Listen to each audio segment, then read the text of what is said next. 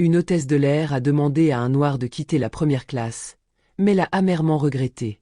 Le vol 763 de la prestigieuse compagnie Airlux Airlines s'apprêtait à décoller de l'aéroport Charles de Gaulle en direction de New York. Dans la cabine luxueuse de la première classe, les passagers prenaient place dans leurs sièges spacieux en cuir, bercés par une musique douce et une lumière tamisée.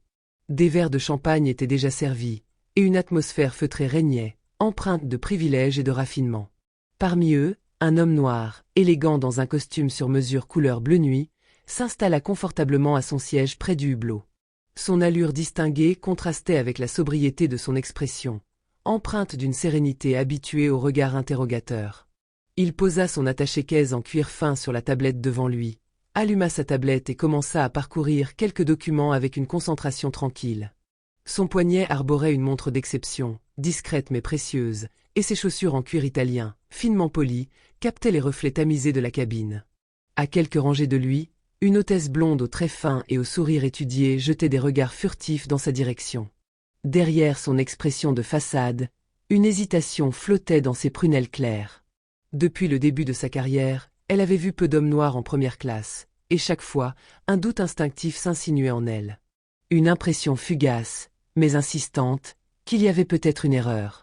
Après quelques instants d'hésitation, elle ajusta le col de son uniforme impeccable et s'avança vers lui d'une démarche professionnelle, son sourire figé trahissant un malaise sous-jacent. « Monsieur », commença-t-elle d'une voix douce, mais teintée d'une politesse forcée, « je crois qu'il y a eu une erreur. Cette section est réservée aux passagers de première classe. Puis-je voir votre billet ?» L'homme leva lentement les yeux vers elle, son regard perçant se posant sur elle avec une patience étudiée. Il n'était pas surpris.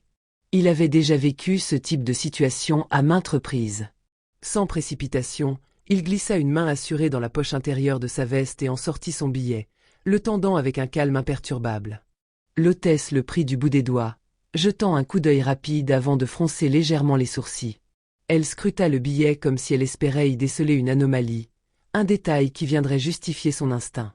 Un battement de cils plus tard, elle releva la tête. Il semble en règle, mais je vais quand même vérifier auprès de mon supérieur. » Autour d'eux, un silence flottait, alourdi par les regards en coin. Certains passagers s'étaient détournés, feignant de ne pas entendre, tandis que d'autres échangeaient des murmures à voix basse. Une femme âgée, à la mise élégante et au port altier, observa la scène avec une désapprobation non dissimulée, secouant légèrement la tête. Un homme d'affaires, absorbé dans la lecture du Financial Times, jeta un coup d'œil furtif au-dessus de ses lunettes avant de se replonger dans ses analyses boursières. L'homme reprit calmement son billet et répondit d'un ton posé, où perçait une ironie subtile. « Je vous en prie, faites donc cela. Mais assurez-vous également de vérifier les billets des autres passagers autour de moi. » L'hôtesse se figea. Une ombre de malaise traversa son visage, qu'elle s'efforça de dissimuler sous un masque d'impassibilité professionnelle. Elle comprit l'allusion immédiate. Elle ne vérifiait pas les billets des autres passagers blancs, uniquement le sien. Son propre réflexe lui apparaissait soudain sous un jour moins anodin. Un court instant, elle parut hésiter. Puis, sans un mot de plus, elle fit demi-tour et disparut derrière le rideau menant à la zone du personnel. Derrière elle, le murmure discret des conversations reprit, comme une vague effleurant le sable après s'être un instant retiré. L'homme noir esquissa un léger sourire, imperceptible, avant de retourner à ses documents. Une scène familière, un chapitre de plus dans une histoire qu'il connaissait par cœur. Mais chaque détail comptait, chaque confrontation révélait un PN de vérité, aussi discret soit-il. Il était là, bien installé dans son siège de première classe, et ce simple fait, malgré tout, restait un acte de résistance silencieuse. Quelques minutes plus tard, un homme en uniforme impeccable fit son apparition, le chef de cabine. Sa veste bleu marine était ajustée à la perfection, et un badge argenté brillait sur sa poitrine. Il arborait un air sérieux, mais professionnel, son regard vif analysant rapidement la scène devant lui. « Monsieur, y a-t-il un problème ?» demanda-t-il d'un ton courtois en s'adressant à l'homme noir. L'homme, qui jusque-là était resté d'un calme olympien, releva doucement les yeux de son livre, fixant un instant le chef de cabine avant de répondre d'une voix posée, mais empreinte d'une pointe de lassitude. « Pas de mon côté. Il semble que votre collègue ait cru que je n'étais pas à ma place. » Unsilenced peasant s installa. L'hôtesse, qui jusque-là affichait une expression de fausse assurance, sentit son visage se crisper. Elle jeta un coup d'œil au chef de cabine, cherchant une quelconque justification, mais il ne lui en laissa pas l'opportunité. Le chef de cabine tourna un regard sévère vers elle, son expression laissant peu de place à l'interprétation. « Monsieur, je vous présente nos excuses. Il n'y avait évidemment aucun doute sur la légitimité de votre billet. Soyez assuré que cette situation ne se reproduira pas, dit-il avec fermeté. » L'homme noir hocha simplement la tête, sans un mot de plus. Il referma son livre entre ses mains, effleura la couverture du bout des doigts, puis l'ouvrit à nouveau là où il s'était arrêté, comme si cet incident ne méritait même pas qu'il y consacre davantage d'énergie. Mais malgré son apparente indifférence, le malaise était palpable dans la cabine. Certains passagers, qui avaient observé la scène en silence, échangèrent des regards gênés. D'autres, feignant de ne rien avoir vu, préféraient détourner les yeux vers leur écran ou leur verre de champagne. Une femme assise à quelques rangées de la pince à les lèvres, visiblement outrée, mais n'osa rien dire. L'hôtesse, elle, rougissait de honte. Son visage était brûlant, et son cœur battait à tout rompre. Elle réalisait, trop tard, qu'elle avait agi sous l'influence de ses propres préjugés, se laissant guider par une image stéréotypée qui, en un instant, venait de se retourner contre elle. Mais ce n'était que le début de son embarras. Une demi-heure plus tard, alors que l'avion avait atteint son altitude de croisière, un léger signal sonore précéda la voix posée du commandant de bord dans les haut-parleurs. « Mesdames et messieurs, nous avons l'honneur d'avoir à bord un invité prestigieux. Monsieur Mamadou Diallo, fondateur et PDG de Skytech Industries, l'un des plus grands fournisseurs de technologies aéronautiques au monde, voyage aujourd'hui avec nous. » Un frisson parcourut la cabine. Des regards intrigués s'échangèrent entre les passagers, certains redressant la tête, d'autres arrêtant momentanément leur lecture ou leur film pour écouter la suite de l'annonce. Son entreprise a contribué à la conception de nombreux systèmes utilisés dans cet avion, poursuivit le commandant de bord.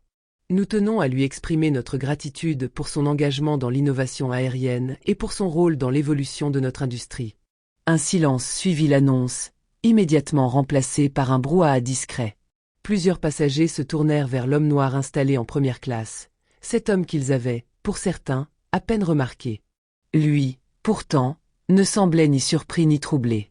Il esquissa un sourire poli, baissant brièvement les yeux avant de tourner calmement une page de son livre, comme si tout cela ne le concernait que de loin. Mais pour l'hôtesse qui s'était permis de douter de sa place quelques instants plus tôt, l'effet fut bien différent. Son estomac se noua instantanément.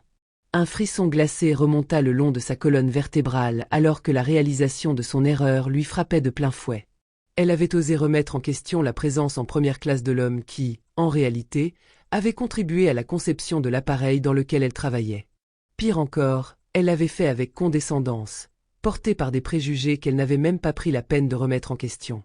Un murmure discret lui parvint du fond de la cabine. 2 passagères échangeaient à voix basse. « C'est lui. Alors ? Je n'en reviens pas. Oui.